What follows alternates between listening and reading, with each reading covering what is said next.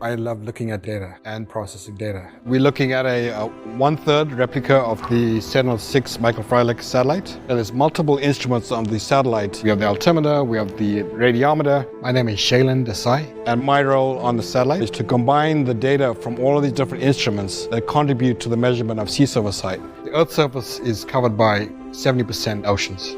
We have millions of people, of course, living near coastlines. So the Sentinel-6 satellite is intended to take a snapshot of the state of the oceans, the hills and the valleys of the ocean surface around the globe.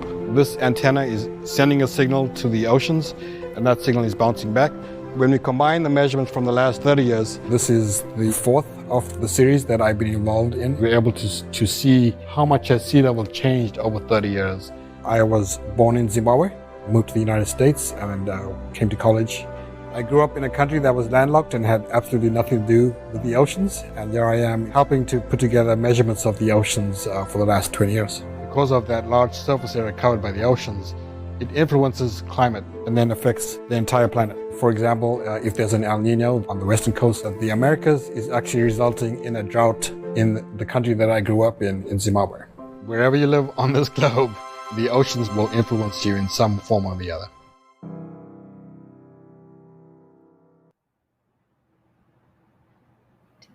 Hi, I'm Raquel Villanueva with NASA's Jet Propulsion Laboratory in Southern California. You may know NASA best for exploring other planets, but we're also keeping a close eye on our own planet Earth. NASA is about to launch the US and European Sentinel-6 Michael Freilich satellite. This satellite aims to collect the most accurate data yet on sea level and how it changes over time.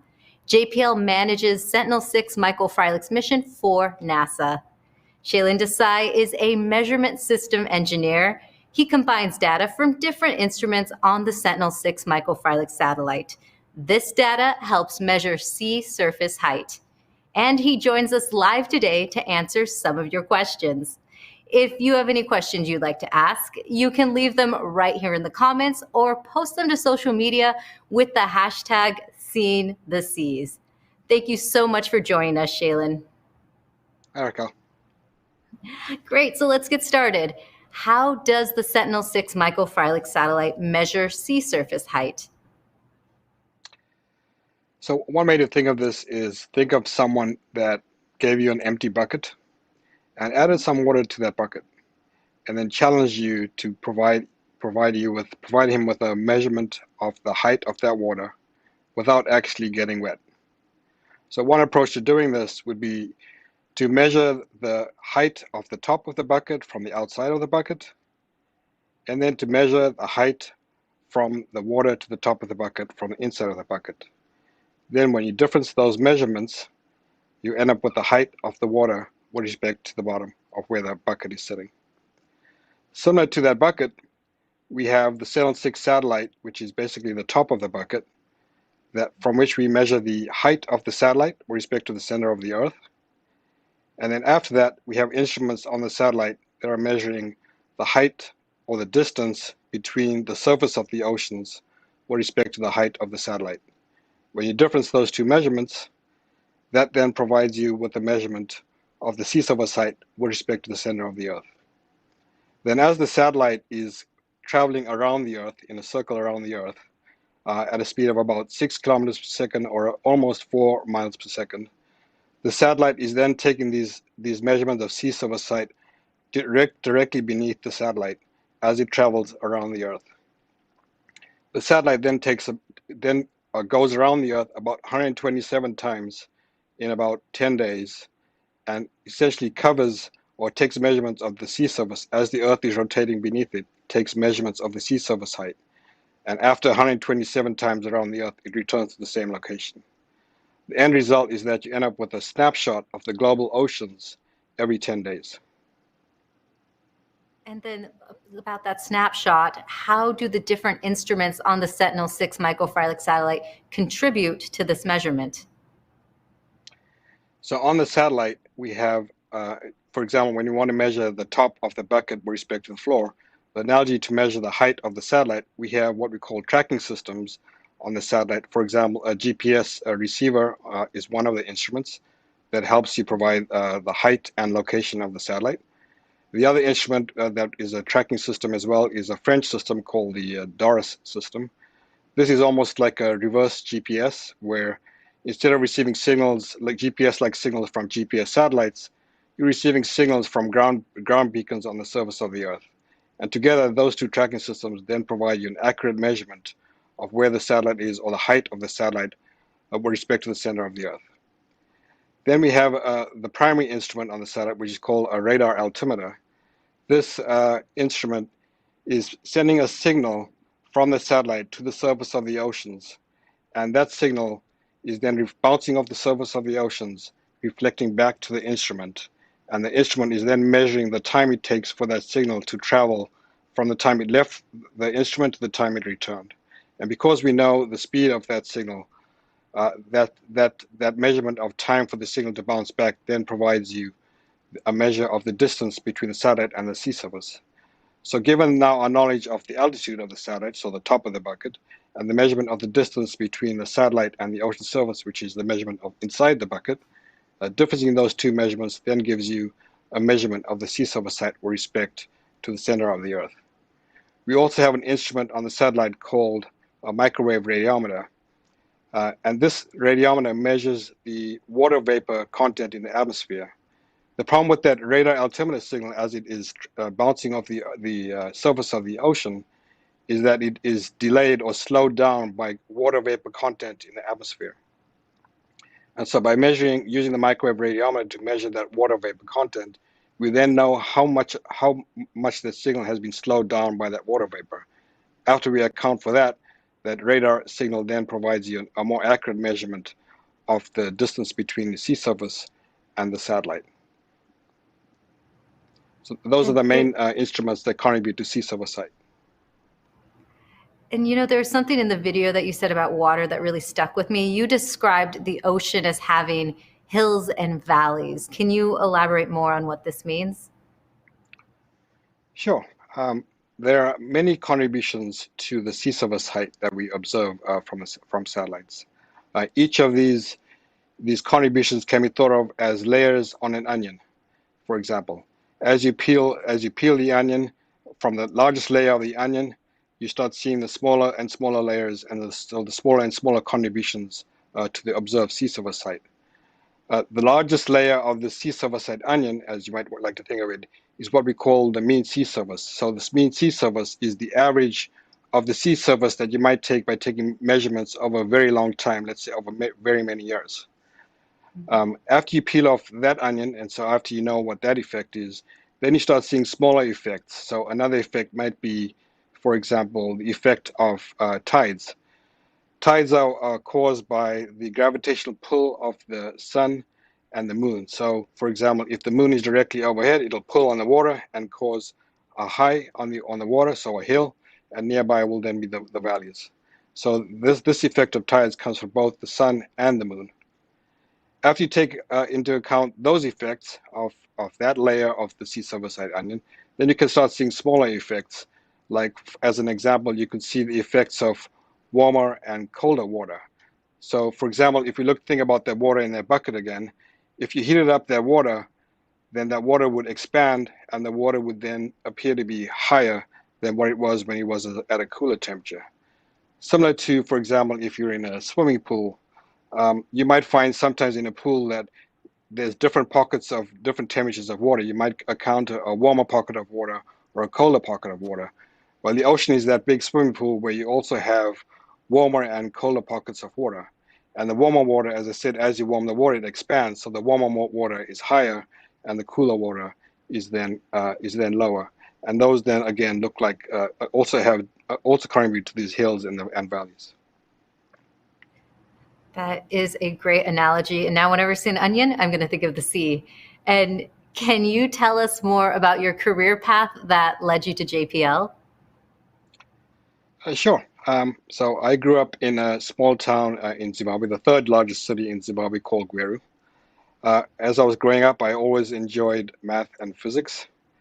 I was fortunate enough that my parents took us on vacations that involved traveling on airplanes.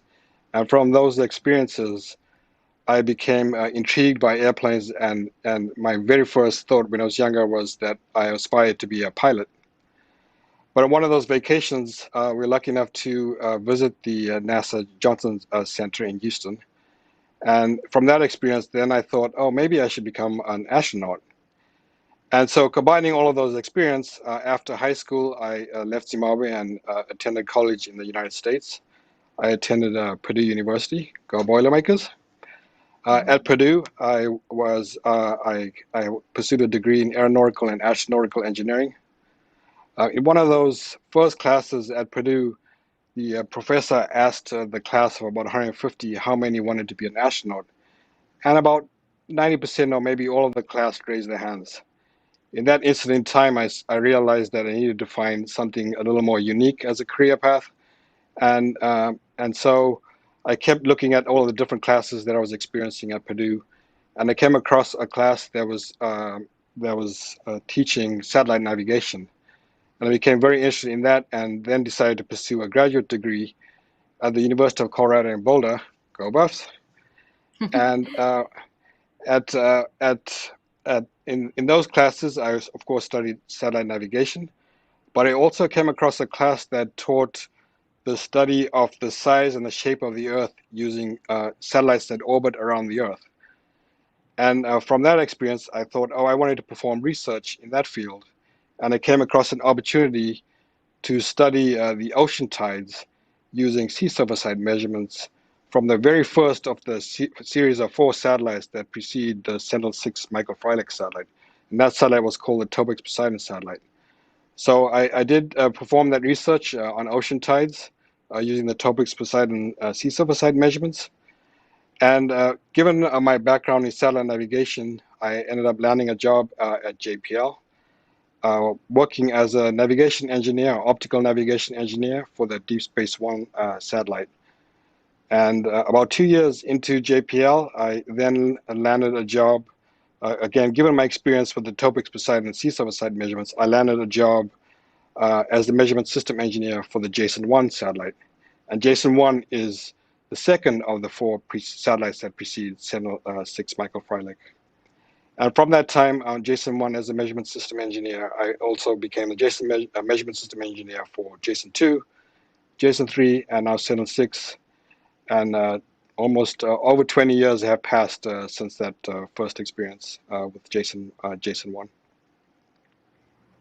Wow, that is a great story about following your own path and choosing to carve out a unique path of your own when you decide what you want to do in your career. So with that, is it okay if I start asking you some more social media questions that we have online? Yeah, absolutely. Great. One of them is from Elaine on Twitter, who kind of has a follow-up to your career path. She asked, some people have never seen an ocean or tide. What was it like growing up in a landlocked country? And did you ever think you'd be working on an ocean monitoring mission? The short answer, I'll take the last question first. The short answer is I never envisioned working on an ocean observing mission. It's only when I was provided that first opportunity in graduate school to study ocean tides using the Topics Poseidon satellites that even came across my mind. Growing up in Zimbabwe, as you said, it's a landlocked country, so our experience with oceans was very limited. But of course, we do have the Victoria Falls in Zimbabwe, so that's quite spectacular. But again, on some of those vacations that my parents took me on, we did visit some oceans. I was, for example, we visited the Mozambique coast. We've also, on one of our vacations, traveled to Hawaii. And we've been to California as well. So I definitely had experience with the oceans. I definitely find the oceans as a calming influence, but certainly never thought I would be contributing to measuring the global oceans. I actually do have the next question directly about the Sentinel-6 Michael Freilich. Since it's set to gather data on 90% of the ocean, Natalie on Twitter asks, what about the other 10%? Yeah, so the Sentinel-6 satellite, the orbit of the satellite, or the path that it travels around the Earth, is inclined about 67 degrees from the equator. This means that all of the measurements are limited to the latitudes between 67 degrees south and 67 degrees north. And so we are unable to observe, at least not with the Sentinel-6 Michael Freilich satellite, we're not able to observe the oceans, the remaining oceans, which are primarily north of 67 degrees north latitude. So from 67 degrees north to 90 degrees north, we are unable to view those. And a large fraction of that is, of course, ice covered. So with this particular satellite, it's challenging to observe that. However, NASA does have a mission called ISAT-2, which is helping to measure ice sheet or ice cover. And so we can use one of those missions as well to observe ice in those northern latitudes. So all work together. Now, speaking of your history too, that you touched on in an earlier question, Lewis on YouTube asks, is this the first joint NASA-ESA mission, do you know?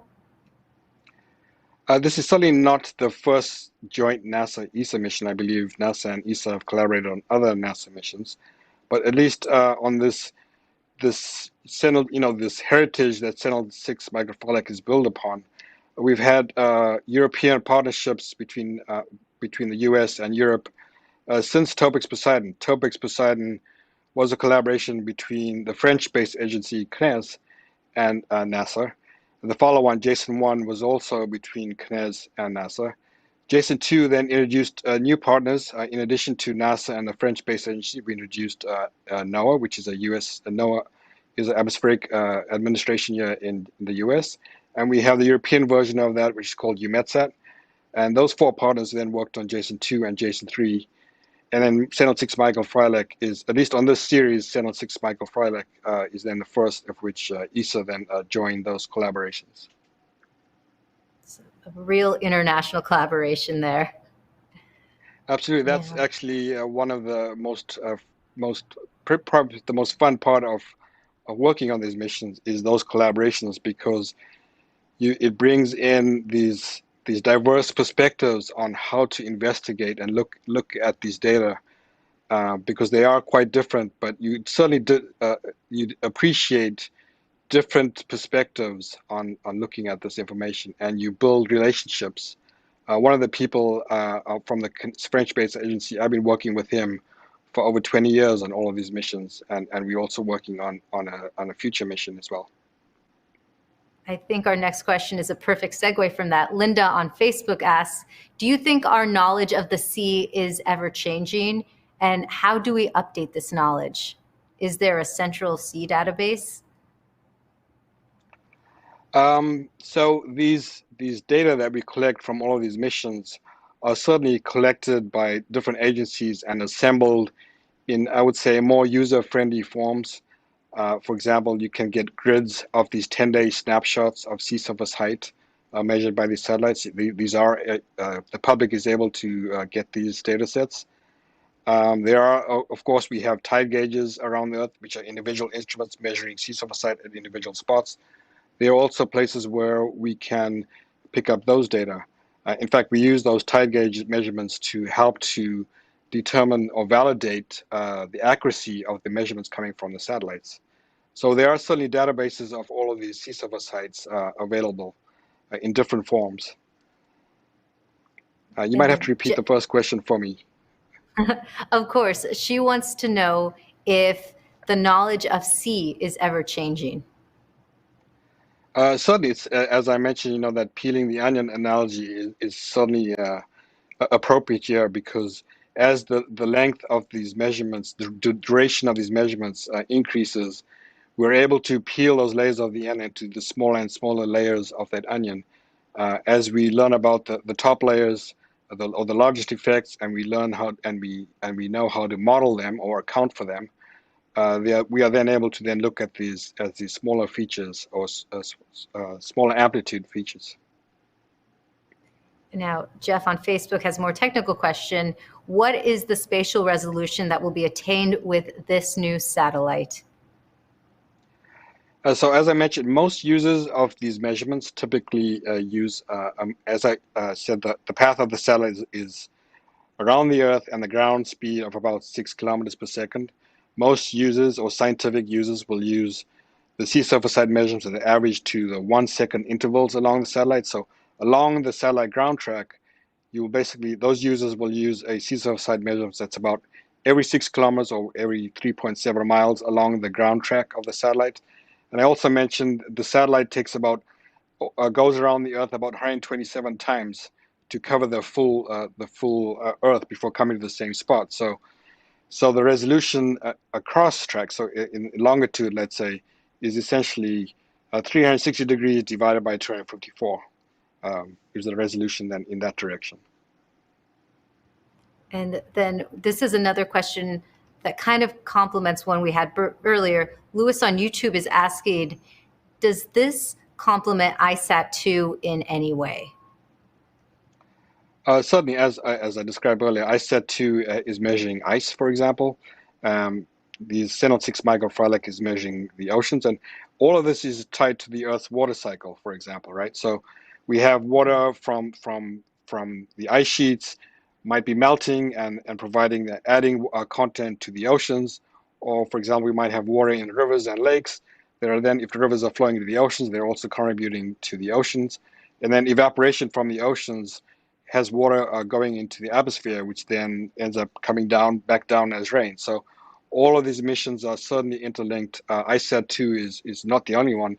NASA also has a mission called the GRACE mission, which is measuring mass, and that's also measuring water storage, is effectively water on the continents, water storage, and effectively as mass changes on the continent. So all of these satellites that NASA is contributing to are all interlinked in some way, understanding the Earth's water cycle, since water is, of course, so important to life and humanity.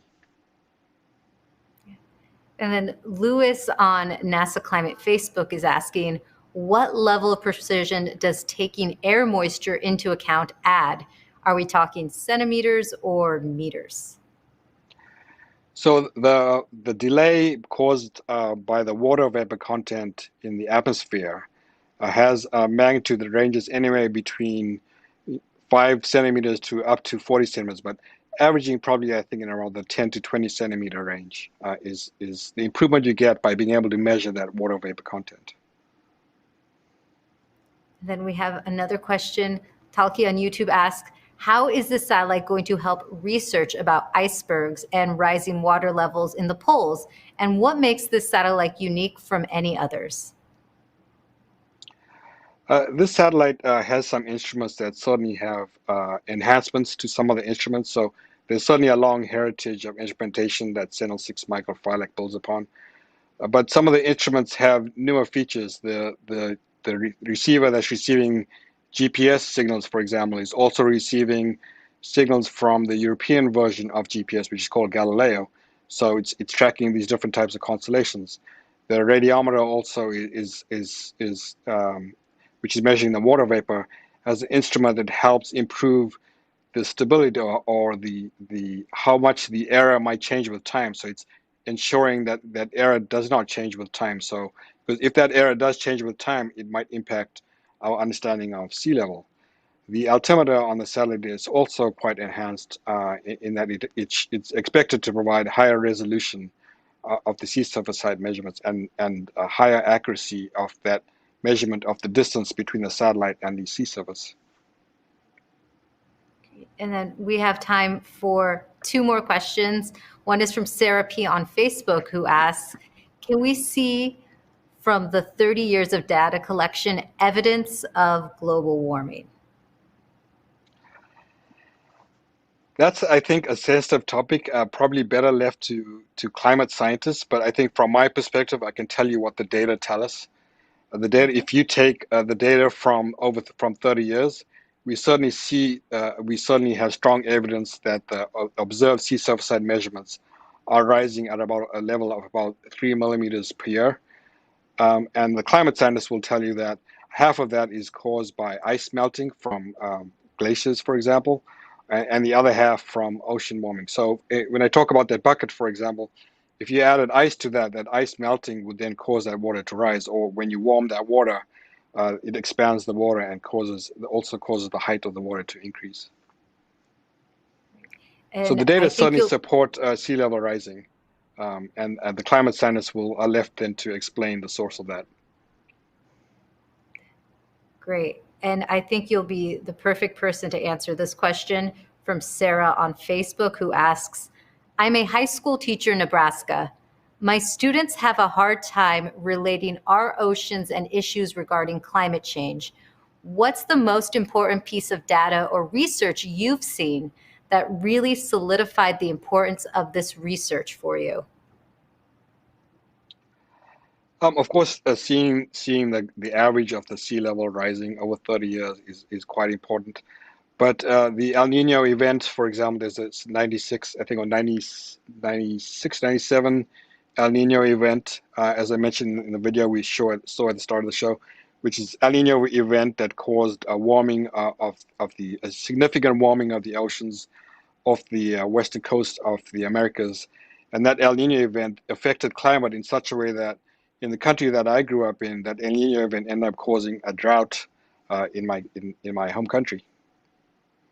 So these are the types of experiences I've seen that helps me see the strong relationship between the oceans and climate. I mean, the oceans cover 70% of the Earth, and so that is going to influence the climate that we experience all around the Earth, whether you're in a landlocked country or living near the oceans. It's all related and it's all connected. Absolutely. Great. Now, that's all the time for questions we have, but thank you so much for joining us today, Shailen. Oh, thank you for having me. Now, the Sentinel-6 Michael Freilich satellite is a true international collaboration, like we mentioned. It is being jointly developed by the European Space Agency, NASA, the European Organization for the Exploitation of Meteorological Satellites, and the National Oceanic and Atmospheric Administration, with funding support from the European Commission and technical support from the French space agency CNES. The Sentinel-6 Michael Freilich satellite is scheduled to launch on November 10th. For the latest on the mission, follow at NASA Earth on Twitter, Facebook, and Instagram. And you can watch all of the behind the spacecraft video profiles on the NASA 360 YouTube channel. We will be doing live Q&As with Sentinel-6 Michael Freilich satellite team members each Wednesday afternoon. Follow and subscribe for those notifications. And at NASA Earth, got to get this right here, at NASA Earth Science, your home is our mission. Thanks for watching.